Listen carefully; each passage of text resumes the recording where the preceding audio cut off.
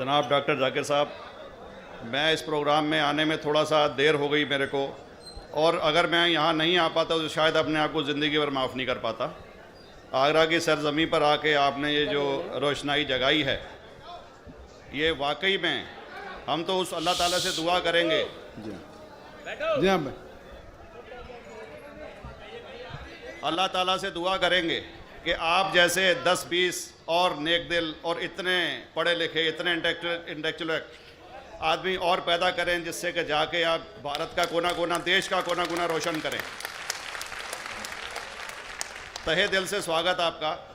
मेरा एक छोटा सा सवाल से पहले थोड़ा सा, एक हमारे भी गुरु ग्रंथ साहब के अंदर गुरु नानक साहब ने पूरी दुनिया का चक्कर लगाया, जिसके अंदर मक्का मदीना भी शामिल है। और जैसा कि एक सवाल इससे पहले हो चुका है कि गैर मुस्लिम जो है मक्का मदीना में अलाउड नहीं, या वहाँ का कैंटोनमेंट जो है अलाउ परमिशन नहीं देता। मगर ये तो तय है, आप मानते हैं, इस्लाम मानता है, हम मानते हैं, हमारे ग्रंथों के अंदर दर्ज है। गुरु नानक साहब के 2 चेले थे, एक बाला और एक मर्दाना, एक हिंदू और एक मुस्लिम। मर्दाना की बहुत ख्वाहिश थी कि मुसलमान जब तक पूरा मुसलमान नहीं कहलाने का हकदार, जब तक कि वो काबा का दर्शन ना कराए, तो गुरु नानक साहब उसको लेके और काबा गए। हमारे ग्रंथ के अंदर जो दर्ज है कि जब वो वहाँ पहुँचे, उन दिनों बहुत लंबा ये किस्सा है, 1 साल लगता था, और वो रूट सारा उसका वर्णन है। और वहाँ जब मक्का जो मस्जिद के बाहर साथ ही एक दीवार थी, जहाँ पर के भारत के जो मुसलमान दर्शन करने जाते थे काबा के, वो उनको वहाँ ठहराया जाता था। वहाँ की देखभाल जो करता था वो मुल्ला जीवन करता था। जब गुरु नानक साहब अपने चेलों के साथ में वहाँ पर पड़े थे, तो सुबह जब मुल्ला जीवन वहाँ की सफाई करने के लिए आया, तो उसने देखा गुरु नानक साहब के जो पैर थे वो काबा की तरफ थे।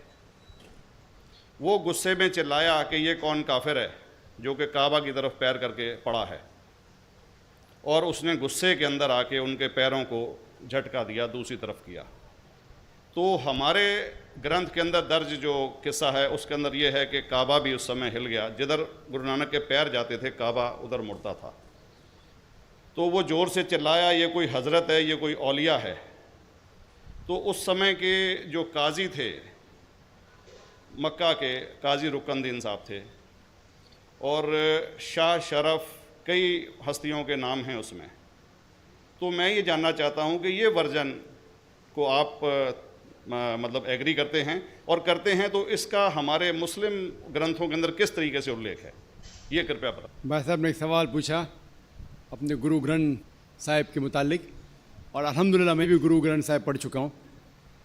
और जिस तरीके से, क्योंकि वक्त मुख्तसर सा होने की वजह से मुझे वक्त नहीं मिला कि गुरु ग्रंथ को भी कोट करूं।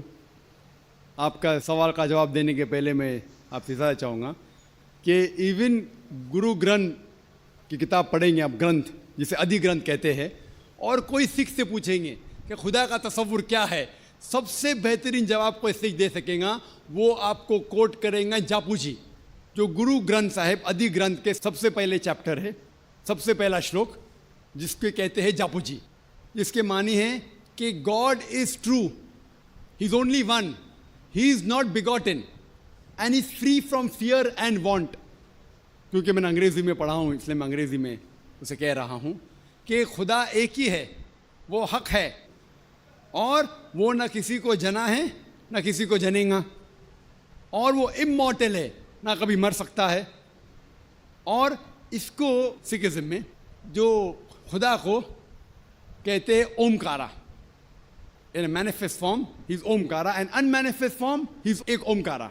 और कई इसके एट्रीब्यूट्स है, मिसाल के तौर पे परवरदिगार, अकल, और उसे रहीम कहा गया है, Wahe Guru as one God कहा गया है, और it is strictly against idol worship and अवतारवादा।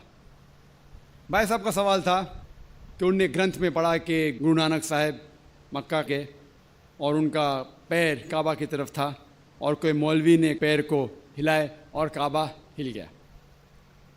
क्योंकि ये age of science and technology है, अगर कोई चीज़ जो किताब हज़ारों साल पहले लिखी गई है, 10,000 साल या 4,000 साल, तो शायद उसके बारे में हिस्टोरिकल रिकॉर्ड मिलना मुश्किल है। हालांकि इवन जीसस क्राइस्ट के बारे में 2000 साल हिस्टोरिकल रिकॉर्ड है, क्योंकि सिखिज्म जो एकदम नया मज़हब है, जितने मज़ाहिब के मुकाबले हिंदुस्तान में नया है, कुछ सैकड़ों साल पहले 15th सेंचुरी में, toward the end of the 15th century, Guru Nanak साहब जो पंजाब के थे, ये मज़हब तो कायम हुआ हार्डली 400-500 या 400-500 साल।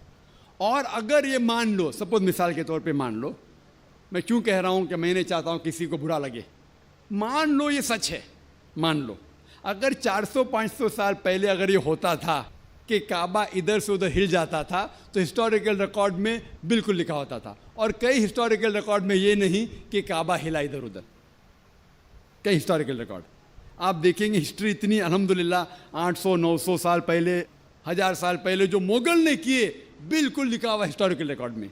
तो ये कहना कि गुरु नानक साहब वहाँ गए और काबा हिल गया, ये बिल्कुल साइंस के खिलाफ है, क्योंकि साइंस में कोई भी रिकॉर्ड नहीं है, वहाँ के देश के रिकॉर्ड में कहीं भी नहीं कि काबा हिला। तो इसलिए हम कहते हैं कि हो सकता है ये गलती से किसने लिखा होगा, न कई किस्से कहानी। ये मैं तस्लीम करता हूँ कि गुरु ग्रंथ साहिब में कई चीज़ें सही है, हक की बात है, लेकिन ये तस्लीम करना कि काबा हिल गया, ये बिल्कुल साइंस के भी खिलाफ है, साइंस के खिलाफ है। और इस्लाम में भी ये नहीं है। लेकिन ये कहना कि कोई गैर मुस्लिम जा सकता है, मुमकिन है, चुपके से कोई गया तो हो सकता है।